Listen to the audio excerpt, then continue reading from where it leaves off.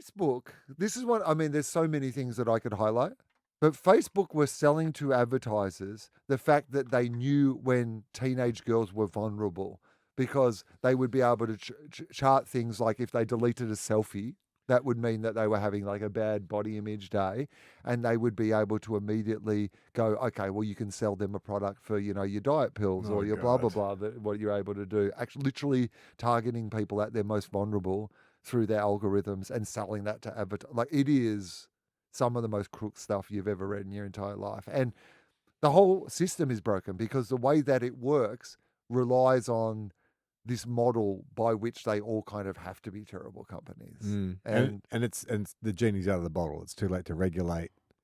They obviously can't self-regulate. No. I mean, they don't want to self-regulate. In fact, they will do everything they can in the entire world to tell you that they're self-regulating, and they're not self-regulated at all. That's basically what Meta said this year, right? It's like, we're not doing fact-checking anymore, or... No, we're not doing any community of that. notes. Like Mark Zuckerberg literally offered the Chinese leader the right to name his son to try to get into China. Like he was going to give the Chinese government... Hang on. Let the Chinese government name his son? Name, like, Mark Zuckerberg's son. He goes, you want to name my son? Because he's so desperate to get into China. Like, he literally was going to say that the Chinese government would have the ability to, remove any post they want, monitor everybody, and have the information of anyone who... So that was basically stuff that would lead to someone posting things on Facebook and people being disappeared. Yeah. And he was fine with that. Awesome. Yeah. All right. It's great. Okay. Social media. Our listeners are worried about us using AI, an AI image. Yeah. My point being, you probably should have known that this podcast of all podcasts weren't immediately going to go to that. Well, Mitch continues. He said, the funny thing is, I don't post comments on anything on any of the platforms, but this incensed me, again, prematurely, so much I was fired up enough to post about it. As a designer and a writer in the AI firing line, I think this mistake, again, sorry, showed me how sensitive I am to the perils of what we are on the verge of experiencing. I totally get that, by the way. I was contacted by a advertising company recently who wanted to, like, they had some version of a Chat GPT. It wasn't Chat GPT, but some version of a thing.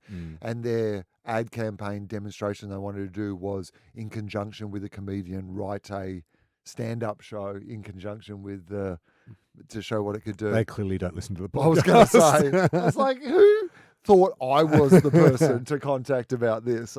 Anyway, but yeah, so that's already what is happening out there. People have adopted it all so enthusiastically. And it has made, at the moment, everything terrible. You talk about that idea of who are these people who have these followers. About a third of the people engaging on any post online at the moment are all AI. Yeah. It's all AI slop. It's all bots. It's bots talking to other bots. And then information everywhere has just become, you can't trust anything anymore. No. And so this, like, Google has got worse. How did Google get worse? Remember when you could Google something and you were reasonably sure of the information that was coming along? Now you can't trust anything. Well, do you remember when, like, the information superhighway will be able to share all kinds of information? There'll be like, we'll be able to update people immediately about the state of the world and the state of affairs. And we just didn't stop to think that maybe we need to be?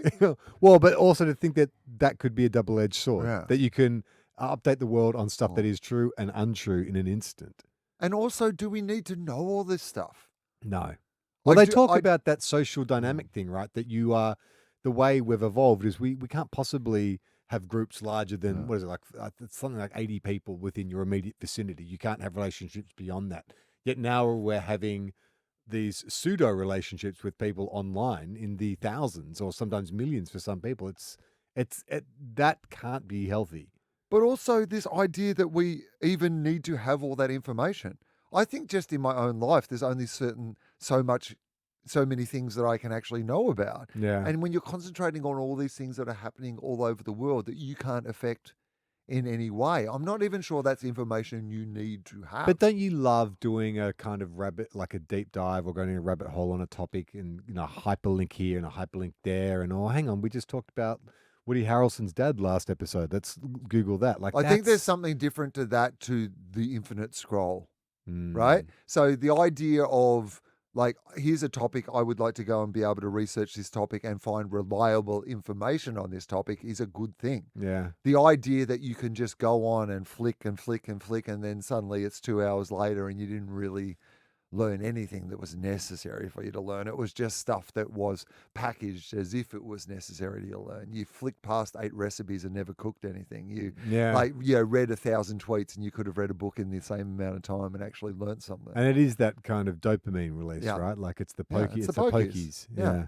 It's funny Which is all though, is on I don't like the purpose. pokies, No. but I do like Turns flicking out if they through use Instagram. that same, but it's the same thing as I don't like heroin. I've never tried it, but I don't like heroin. But if they put the addictive, quality of heroin into something that I already liked, then yeah, I mean, this is what it is meant to do. It is meant to make you addicted to what is going on. It's funny too, because you think about the future, or it's hard not to think in absolutes. Like it's all going to lead here, or it's all going to end badly, or it's all going to explode or blow up or whatever. But that's just not how things happen. Like No. it just things will deteriorate potentially, or just disperse in 1,000 different directions. We're never going to have back what we once had. There is a chance that the internet will never be good again. Yeah, but will something else rise? And probably. We couldn't have anticipated the whatever's internet. going to happen with AI, however that's going to affect the world, is the next thing that's going to affect us. Yeah. So I'm did not you see saying the in a good gig? or a bad way, but Did What? you do the AI comedy gig or not? what are you talking about?